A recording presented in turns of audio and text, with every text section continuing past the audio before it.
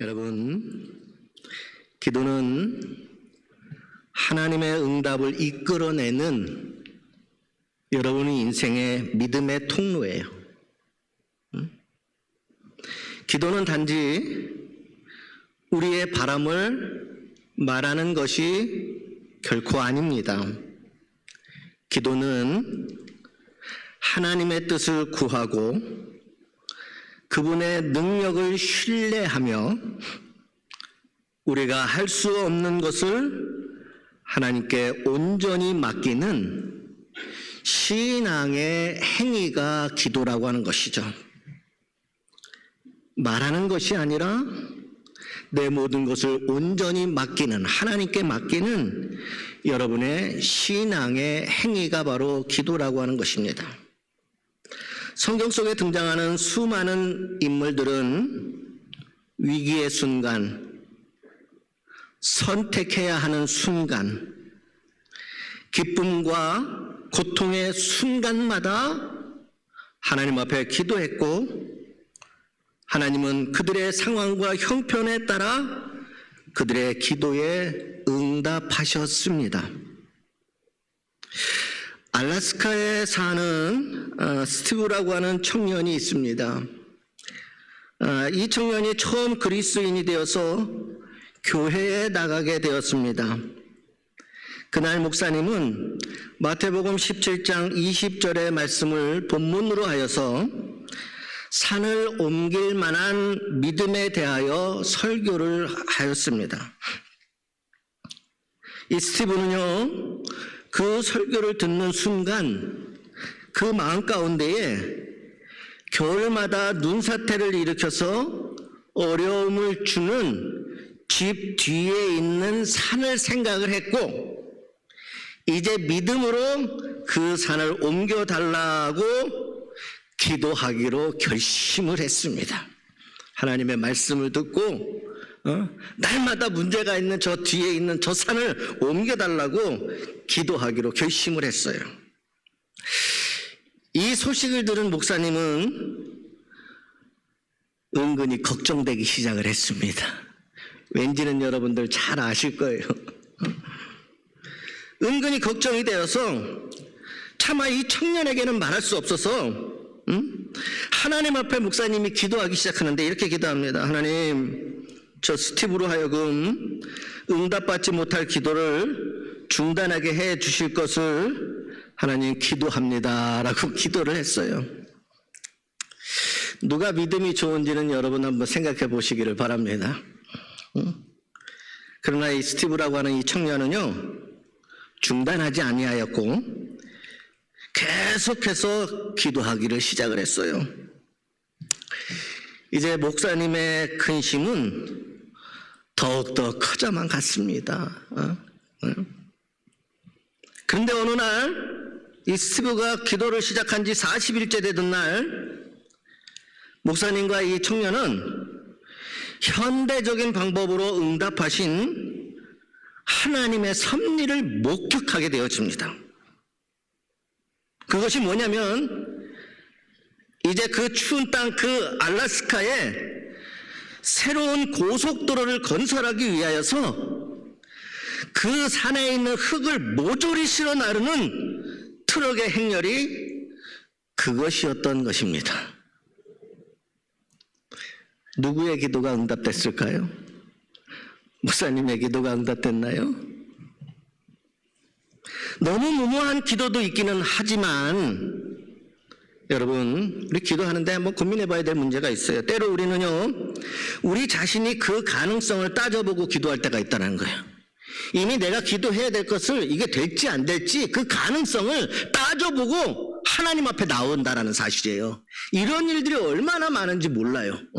될까 안 될까 그 가능성을 내가 경험하고 내가 지식으로 이거 상식인데 말이야 이게 어떻게 라고 하는, 그래서 우리 자신이 스스로 기도하는데도 그 가능성을 따져가면서 기도할 때가 얼마나 많은지 모릅니다. 하나님의 능력은 아랑곳하지 않아요. 내가 따져본 가능성이 더 중요한 거예요. 그래서 나 자신의 생각으로 어떤 때는 먼저 기도하기를 포기하거나 그것은 불가능하다고 여길 때가 있다라고 하는 것입니다. 그러나 여러분, 기도의 능력은 나의 이성적인 판단이 아닙니다.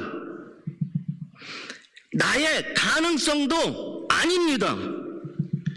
기도의 능력은 오직 살아계신 하나님의 능력이 되는 것입니다. 내 기준, 내 판단, 내 가능성이 아니라는 거예요. 기도의 능력이 나타나게 하시는 것은 내가 아니라 오직 살아계신 하나님의 능력에 의해서 나타나게 되어진다라고 하는 사실입니다. 여러분, 왜 기도하십니까? 그 이유는 여러 가지가 있겠지만 저는 오늘 기도하는 이유를 예레미야의 말씀을 통하여서 여러분들에게 이렇게 말하고 싶습니다. 왜 기도합니까? 하나님만이 참 하나님이시기 때문입니다. 하나님만이 살아서 역사하시는 하나님이시고 하나님만이 영원하신 통치자이시고 우리의 만왕의 왕이 되어주시기 때문이라는 거예요. 참 하나님, 살아계셔 역사하시는 하나님, 영원한 통치자이신 만왕의 왕이시기 때문이고, 그리고 결정적인 것은 하나님께서 주신 약속으로 주신 말씀을 온전히 이루시는 하나님이시기 때문에 우리는 기도한다라고 말할 수 있는 것입니다. 예레미야 10장 10절에서 예레미야 선지자는 고백합니다. 그러나 주는 참 하나님이시며 그는 살아계신 하나님이요 영원한 왕이시로다. 예레미야 33장 3절 오늘 본문 말씀에 나오는 말씀, 너는 하나님께서 하시는 말씀이에요. 너는 내게 부르짖으라. 내가 내게 응답하겠고 내가 알지 못하는 크고 은밀한 일을 너에게 보이리라. 이렇게 말씀을 하셨습니다. 그러므로 성경에 제시된 모든 기도, 상황과 형편과 조건과 여러 가지 일들은 다 다를 수 있지만 성경에 나온 하나님의 말씀 가운데 제시된 모든 기도는요, 모두가 능력의 기도였습니다. 그 이유는 살아계신 하나님 앞에 간구하였고 살아계신 하나님이 응답하였기 때문입니다. 저는 오늘 성경에 나오는 모든 기도를 다 설교할 수는 없습니다. 그러나 몇 사람의 인물을 통하여서 몇 가지의 기도에 대한 그러한 언급을 여러분들에게 제시하려고 합니다. 첫 번째는 사무엘상 1장에서 나오는 자녀 문제로 기도한 한나입니다. 자녀의 문제를 놓고 기도한 한나. 한나는요, 자녀가 없어서 마음이 괴로웠습니다. 게다가 남편의 또 다른 아내 분인나의 끊임없는 이 조롱, 그리고 그 조롱을 받을 때마다 자기의 마음속에 느끼는 수치심들, 그러한 속에서 한나는 살아야 했습니다. 벗어날 길이 없었습니다. 그러한 상황에서 한나는요, 홀로 기도의 자리로 나아갑니다. 그녀가 자신의 속마음을 털어놓을 수 있는 분은 오직 하나님 한 분이었기 때문이었습니다. 자신의 아픔을 해결해 주실 수 있는 분도 하나님 뿐이었기 때문입니다. 그러나 그러한 한나는 자신의 아픔, 그리고 그 아픔을 응답받을 수 있는 소망, 아픔과 소망을 하나에 담아 하나님께 눈물을 흘리며 기도합니다. 한나의 눈물의 기도인 거예요. 사무엘상 1장 10절에서 11절의 말씀에 보면 한나가 어떠한 마음인지를 잘 알려주는 말씀이 나옵니다. 말씀에 보면 이렇습니다. 한나가 마음이 괴로워서 이렇게 시작을 해요. 너무너무 괴로웠는데 그 아픔을 누구에게도 이야기할 수도 없었고 누구도 한나를 도와줄 수가 없습니다. 한나만이 그 아픔을 가지고 그 괴로움을 가지고 가야 됩니다. 그래서 성경은 한나의 모습을 마음이 괴로워서 이렇게 표현해요. 마음이 괴로워서 여호와께 기도하고 통곡하며 서원하여 이르되, 한나가 어느 정도 기도한지 아십니까? 통곡해서 통곡. 그러면서 서원하며 하나님 앞에 눈물을 흘리며 기도했어요. 한나의 기도가 얼마나 그 마음이 괴로웠으면, 한나가 얼마나 그것 때문에 상하였으면 그렇게 통곡하며 기도할 때에 마치 술에 취한 여자가 중얼거리고 헛소리하는 것처럼 느껴졌던 것처럼, 아니 정신 나간 여자처럼 하나님의 이름을 불러가며 그 마음을 하나님께 아렸다라는 사실이죠. 여러분, 우리가 자녀를 위해서 한나처럼 기도한 적이 있습니까?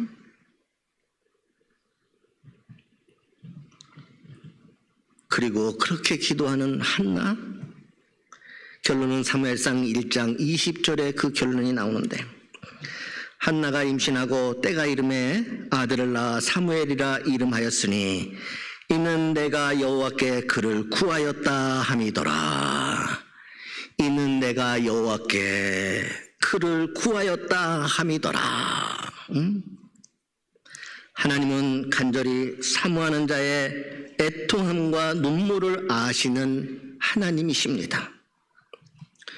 눈물로 하나님 앞에 나아가 기도하면 하나님은 응답을 통하여 그 눈물을 닦아주시는 하나님이십니다. 마음에 여전히 풀려지지 않는 괴로움이 있습니까? 하나님 앞에 눈물 뿌리며 애통하며 기도하시기를 바랍니다. 그러면 괴로움의 눈물을 기쁨으로 바꾸어 주시는 하나님의 응답이 있게 되어질 줄 믿습니다. 두 번째는 절망 가운데 기도한 에스더입니다. 에스더 4장과 5장의 내용입니다.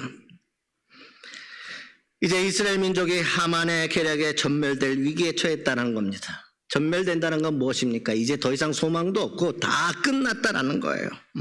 절망이라고 하는 이야기죠. 왕 앞에 나아가야만 하지만 초청 없이 나아가면 죽음을 각오해야 되는 상황이었습니다. 자신의 목숨을 내놓아야 될 그 상황에까지 놓여진다는 것이죠. 그때 에스더는 하나님 앞에 나아가 금식하며 기도하기 시작하였습니다. 금식했다라고 하는 것은 그냥 밥만 굶는 것을 의미하는 게 아니에요. 금식하며 기도한다라는 것은 죽을 각오를 가지고 하나님을 만나고 있다라는 겁니다. 여러분, 이 세상에 많은 사람들은요, 죽게 해달라고 기도하는 사람 없습니다. 모두가 다 살게 해달라고 기도할 때에 사는 것을 위하여 기도하지만 에스더는 하나님 앞에 나아가 곡기를 끊고 죽을 각오까지 하고 자기의 모든 것을 다 내어놓고 하나님 앞에 기도하기 시작을 했어요. 에스더 4장 16절의 말씀에 당신도 수산에 있는 유대인들과 더불어 금식하되 나도 나의 시녀와 더불어 이렇게 금식한 후에 뭐라고 이야기하는지 아십니까? 법을 어기고 한나가 금식한 후에 어떻게 했느냐? 법을 어기고 왕에게 나아가리니 죽으면 죽으리라. 에서는 그렇게 고백을 합니다. 에서는요, 모든 것을 다 걸고 하나님 앞에 기도했다라고 하는 사실입니다. 에스더는요, 인생의 절망 가운데 자신의 마음을 결단한 게 먼저가 아니었어요. 마음으로 결단한 것이 아니라 하나님 앞에 나아가 금식하며 모든 것을 다 내어 갈고 하나님이 행하실 일들, 하나님께서 도와주실 그 모든 일들을 놓고 하나님 앞에 기도했다라고 하는 사실입니다. 그리고 죽으면 죽으리라고 하는 그러한 믿음의 결단을 하게 되어지는 것이죠. 결국 에스더의 기도는 하나님의 마음을 움직이게 하였습니다. 하나님의 마음뿐만 아니라 아하스로 왕의 마음을 움직이게 했어요. 그리고 하나님은 상황을 바꾸어 가기 시작합니다. 하만에 의해서 모든 이들이 죽을 수밖에 없는, 끝장난 수밖에 없는 절망적인 그 상황을 하나님께서는 오히려 하만을 장대에 걸므로 그들의 모든 상황을 완전히 다 뒤집어 놨다는 거예요. 때로 우리는요, 인생의 위기를 돌파하기 위하여 에스더의 마음으로 하나님 앞에 나아가야 할 때가 있습니다. 그때가 어느 때냐? 내 삶에 절망이 찾아왔을 때라는 거예요. 더 이상 어찌할 수 없는 한계점. 우리 인생도 마찬가지라는 거예요. 그때 에스더의 마음으로 하나님 앞에 나아가야 할 때가 있습니다.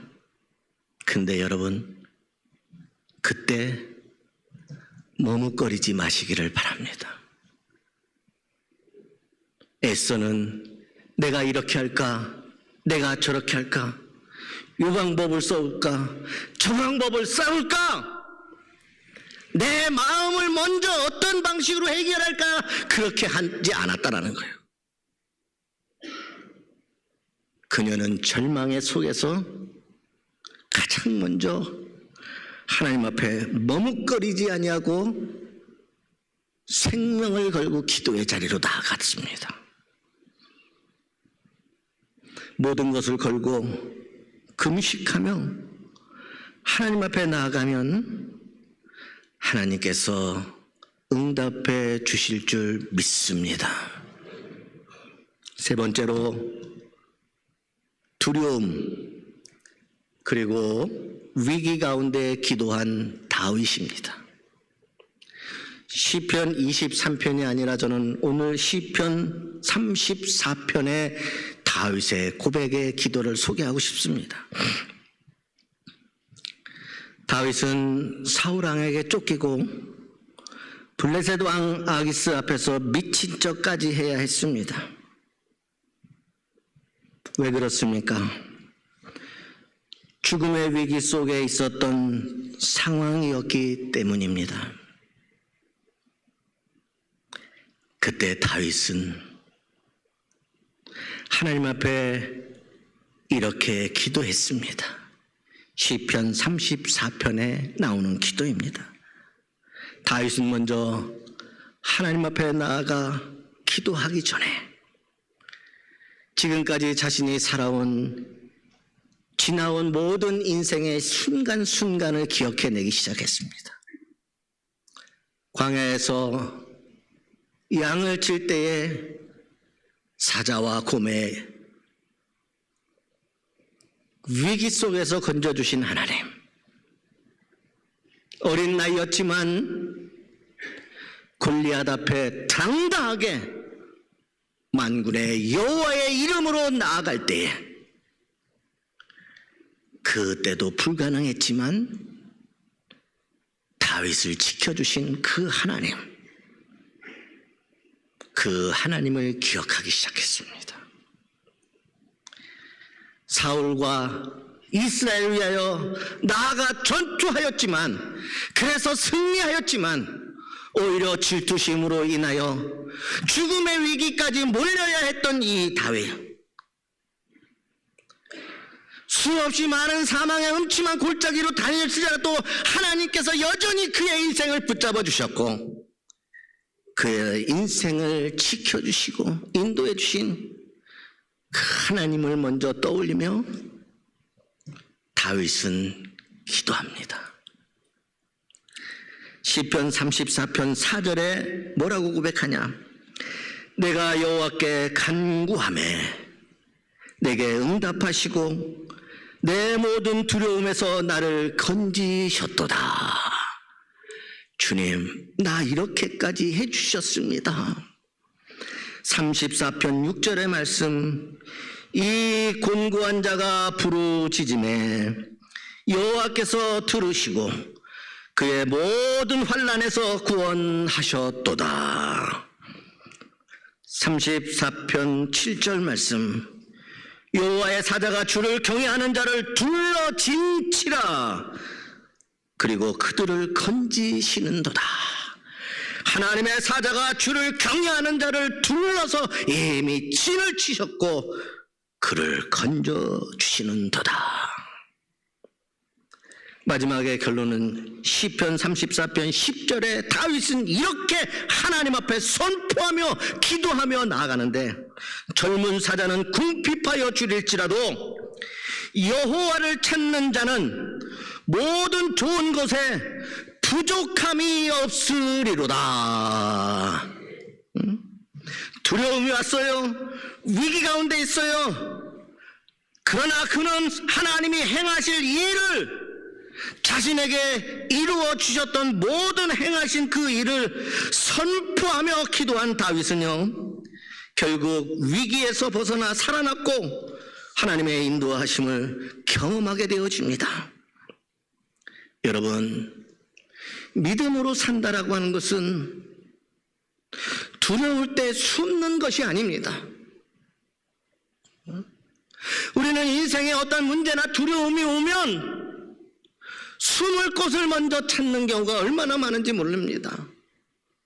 그 사람이 나빠서가 아니라 두려움과 위기로 인하여서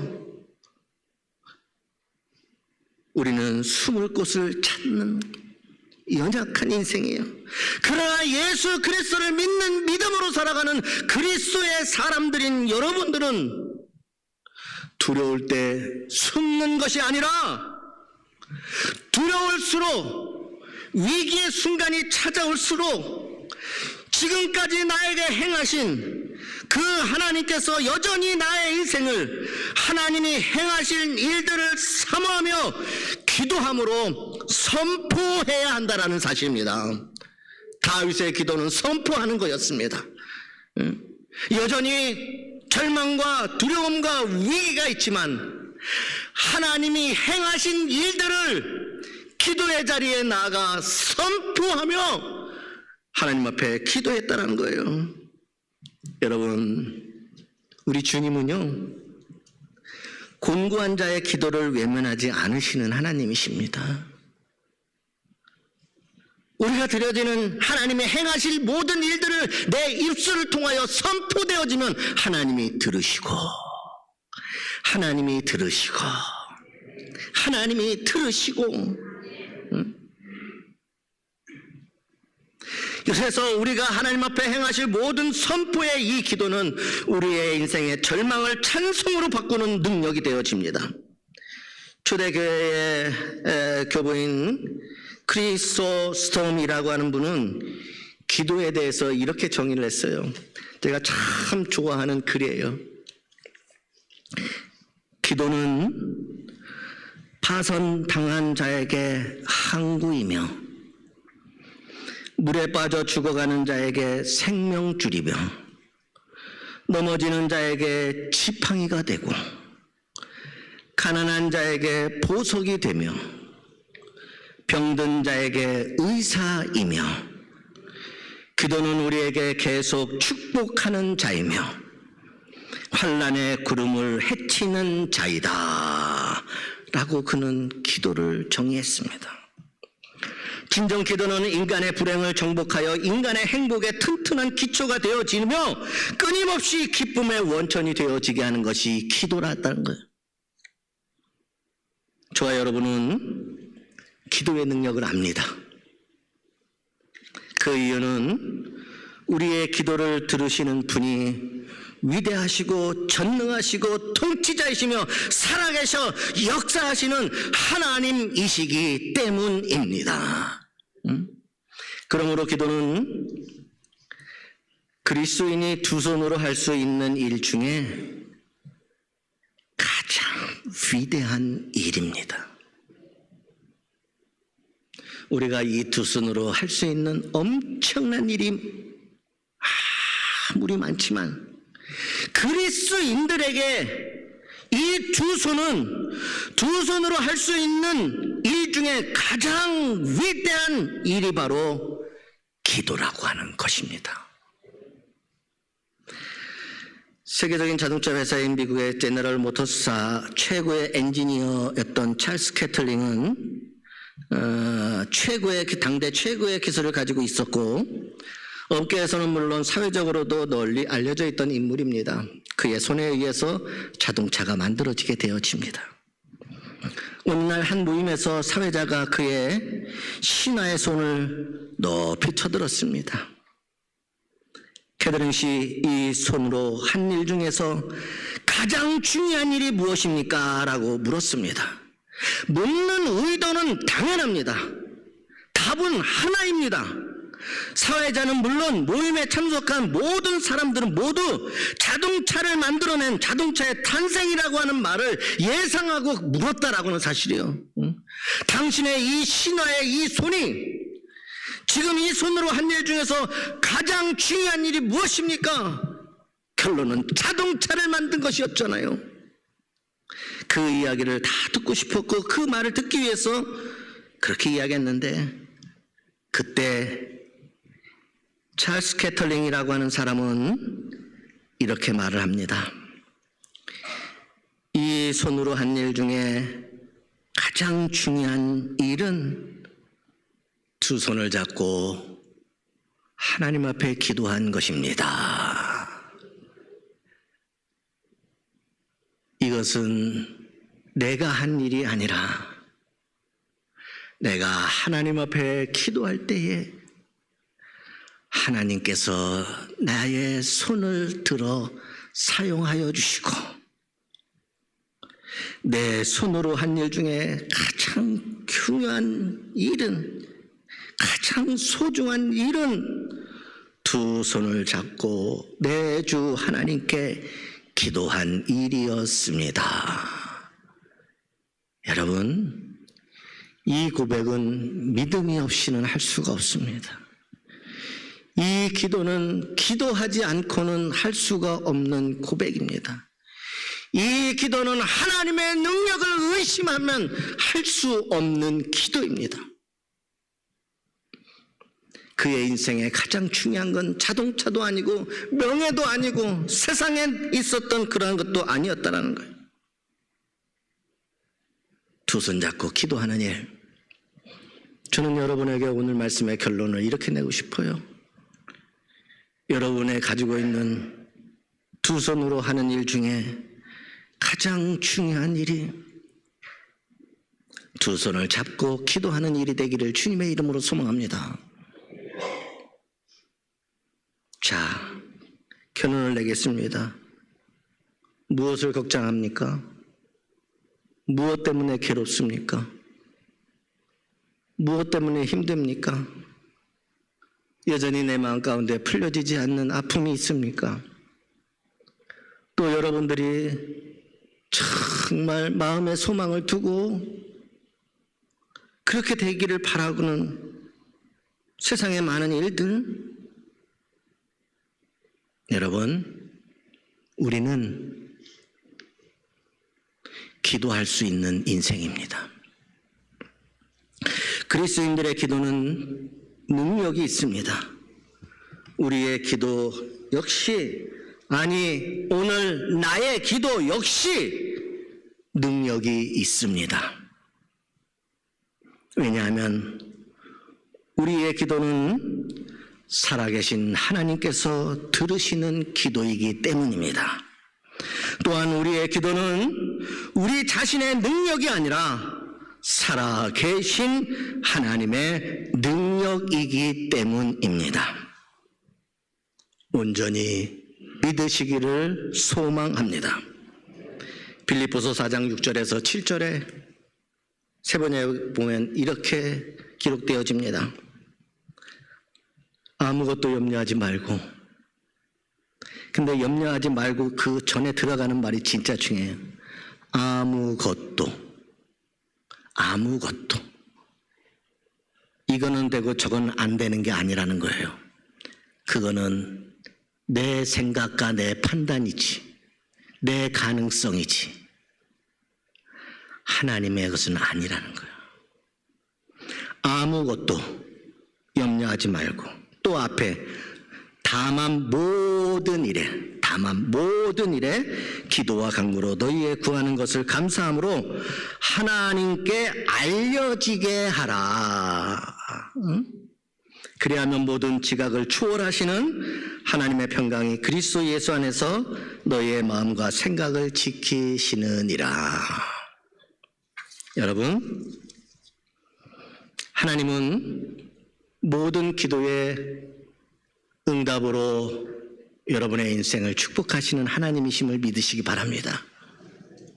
오늘 내가 한나의 기도의 자리로 나아가고 자녀를 위하여, 오늘 내가 절망 가운데 괴로움 가운데 있을 그 순간 에스더의 기도의 자리로 나아가 한나와 같이 눈물을 뿌리고 에스더같이 죽으면 죽으리라 곡기를 끊고 금식하며 끝까지 모든 것을 하나님 앞에 맡기고 기도하고, 다윗과 같이 하나님의 행하실 일을 두려움 가운데 위기 속에서 선포하며 하나님 앞에 기도하면 좋으신 하나님, 사랑의 하나님, 능력의 하나님, 그 하나님이 응답하시는 것이지, 그 하나님의 놀라운 능력으로 여러분의 인생을 만져주시고 기도 가운데 눈물을 닦아주실 줄 믿습니다.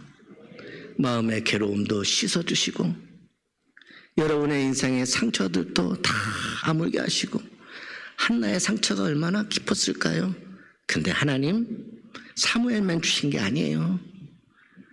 그 인생을 살면서 가지고 살았던 그 마음의 한까지도 다 씻어주셨어요. 우리 하나님 그러한 하나님입니다. 내가 하나를 놓고 기도하면 우리의 하나님은 내 인생 전부를 위하여 능력으로 역사하여 주실 줄 믿습니다. 그러한 기도의 자리가 오늘 저와 여러분의 삶의 자리가 되기를 주님의 이름으로 소망합니다.